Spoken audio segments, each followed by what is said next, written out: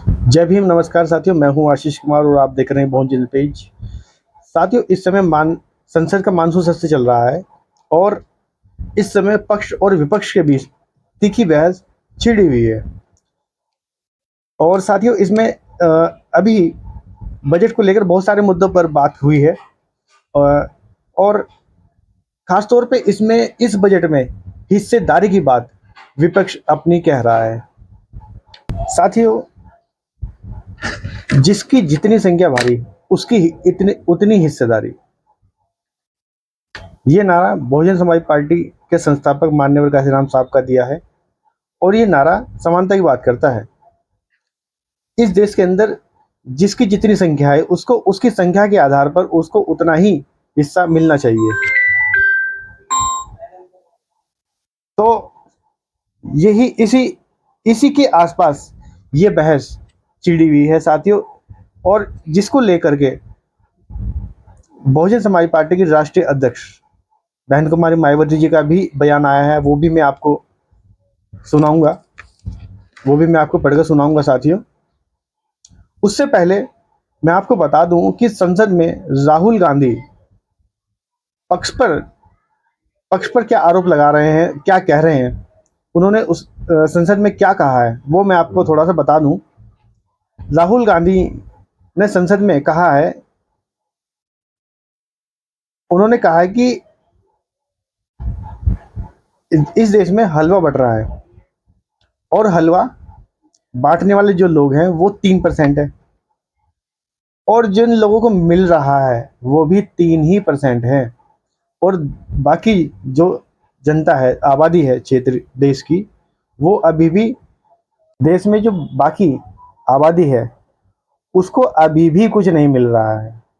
तो ये इसी के बीच ये बहस चलती रही। और साथ ही इसी मुद्दे को लेकर बहुजन समाज पार्टी के राष्ट्रीय अध्यक्ष बहन कुमारी मायावती जी ने ट्वीट किया है, एक्स पर लिखा है। और इस एक्स में उन्होंने क्या कुछ मुद्दों को टच किया है, मैं आपको वो आज पढ़कर बताऊंगा कि क्या क्या उन्होंने अपने बयान में कहा है। साथियों, बहन जी ने जो बयान दिया है उसमें लोग उन्होंने लिखा है कि लोकसभा में नेता प्रतिपक्ष द्वारा यह स्वीकार करना कि देश के विशाल आबादी वाले अन्य पिछड़े वर्ग ओबीसी समाज के लोगों की राजनीतिक व आर्थिक आशंकाएं व आरक्षण सहित उन्हें उनका संवैधानिक हक दिलाने के मामले में कांग्रेस पार्टी खरी व विश्वासपात्र नहीं रही है। साथ ही बहन जी यहाँ पर कह रही हैं कि ओबीसी समाज जो है, ओबीसी समाज के हितों की बात कांग्रेस पार्टी हमेशा से करती रही है।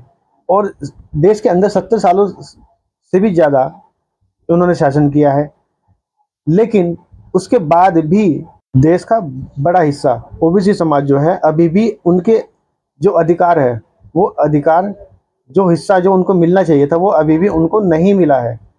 और लगातार कांग्रेस इस बात का दावा करती रही है। तो आगे बहन जी लिखती हैं, यह कोई नई बात नहीं है, बल्कि यह दिल में कुछ और जुबान पर कुछ और जैसी स्वार्थ की राजनीति ज़्यादा लगती है। बहन जी यहाँ पर साफ कह रही हैं कि कांग्रेस पार्टी हमेशा कहती हितों की बात, एससी एसटी ओबीसी के हितों की बात कहती है, लेकिन उनको करती नहीं है। साथ ही बहन जी आगे लिखती हैं, वास्तव में उनका यह बयान उसी तरह से जग जाहिर है जैसा कि देश के करोड़ों शोषित वंचित उपेक्षित एससी एसटी समाज के प्रति कांग्रेस पार्टी का ऐसा ही खुद व दुर्भाग्यपूर्ण रवैया लगातार रहा है। और जिस कारण ही उन वर्गों के लोगों को फिर अंततः अपने आत्मसम्मान व स्वाभिमान तथा अपने पैरों पर खड़े होने के ललक के कारण अलग से अपनी party Bahujan Samaj party BSP यहाँ बनानी पड़ी। साथ ही बहन जी यहाँ पर कह रही हैं कि अगर कांग्रेस पार्टी अगर उनके हितों की बात करने के बजाय उनके हितों उनके अधिकारों को दिलाने का काम अगर यहाँ पर करती तो बहुजन समाज पार्टी यहाँ पर नहीं बनती। ये ये समाज अपनी अलग से पार्टी नहीं बनाता। बहन जी यहाँ पर स्पष्ट कर रही हैं। बहन जी आगे लिखते हैं, कुल कुल मिलाकर इसके परिणाम स्वरूप कांग्रेस पार्टी यूपी सहित देश के प्रमुख राज्यों की सत्ता से लगातार बाहर है और अब सत्ता गंवाने के बाद उन्हें इन वर्गों की याद आने लगी है, जिसे इनकी नीयत व नीति में हमेशा खोट रहने की वजह से घड़ियाली आंसू नहीं तो और क्या कहा जाएगा। जबकि वर्तमान हालात में बीजेपी के एनडीए का भी इन वर्गों के प्रति दोहरे चरित्र वाला यही चाल चलन लगता है। साथ ही बहन जी यहाँ पर कह रहे हैं, जिस तरह से कांग्रेस ने यहाँ पर किया उसी तरह से एनडीए की सरकार का भी वही रवैया इस समय देखने को मिल रहा है। वैसे भी एससी एसटी वर्गों को आरक्षण का सही से लाभ व संवैधानिक निर्माता बाबा साहब डॉक्टर भीमराव अम्बेडकर भारत रत्न की उपाधि से सम्मानित नहीं करने तथा देश की आजादी के बाद लगभग 40 वर्षों तक ओबीसी वर्गों को आरक्षण की सुविधा नहीं देने तथा सरकारी नौकरियों में इनके पदों को नहीं भरकर उनका भारी बैकलॉग रखने आदि के जातिवादी रवैये को भला कौन भुला सकता है।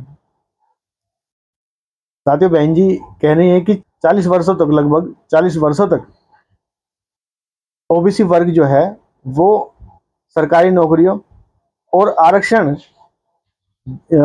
से अनभिज्ञ रहा है।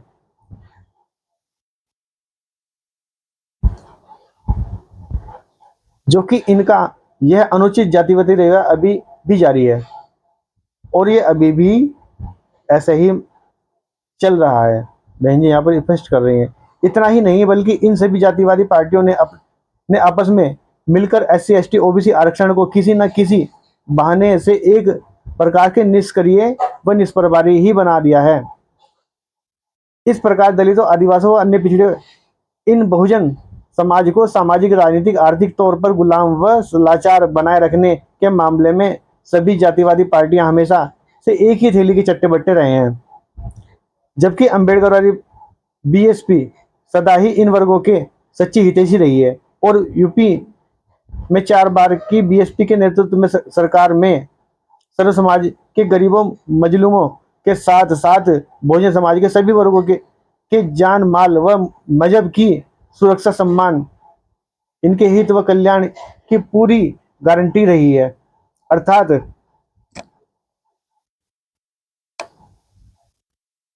देश के बहुजनों का हित केवल बीएसपी की आयरन गारंटी में ही निहित है।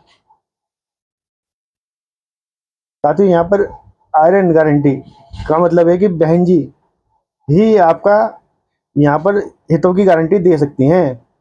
अतः खासकर दलित, आदिवासी व अन्य पिछड़े वर्गों, ओबीसी समाज के लोग, खासकर कांग्रेस, सपा आदि इन विरोधी पार्टियों के किसी भी बहकावे में नहीं आए। यह उनकी सुख, शांति व समृद्धि हेतु बेहतर है। साथियों इस पूरे ट्वीट में बहन जी ने पिछले जो काम इन पार्टी द्वारा किए गए हैं और अभी भी एससी एसटी ओबीसी समाज के लिए जो नजरिया इन पार्टियों को रहा है उसके बारे में यहाँ पर बहन जी बहुत सारी चीजें इस इस पोस्ट के माध्यम से बहुत सारी चीजें बयान कर रही हैं और वो सब चीजों पर उन पर प्रकाश डाल रही हैं, उन सभी मुद्दों पर कि यहाँ पर सिर्फ कांग्रेस और बीजेपी जो है वो सिर्फ दिखावा करती है। क्योंकि इस समय आपको मालूम है कि इस समय बिहार में चुनाव है और 2027 के चुनाव, विधानसभा के चुनाव भी नजदीक हैं। तो उसको देखते हुए जब चुनाव नजदीक आते हैं तो इस तरह की जो पार्टियां हैं, ये एससी एसटी ओबीसी वर्ग जो है इन्हें याद आने लगते हैं। तो इन सब चीजों को ही बहन जी यहाँ पर इस बयान के माध्यम से कहना चाहती हैं। साथियों इस वीडियो में आप अपनी प्रतिक्रिया जरूर दें और कमेंट बॉक्स में जरूर लिखें और इस वीडियो को लाइक करें, शेयर करें। जय भीम, जय भारत।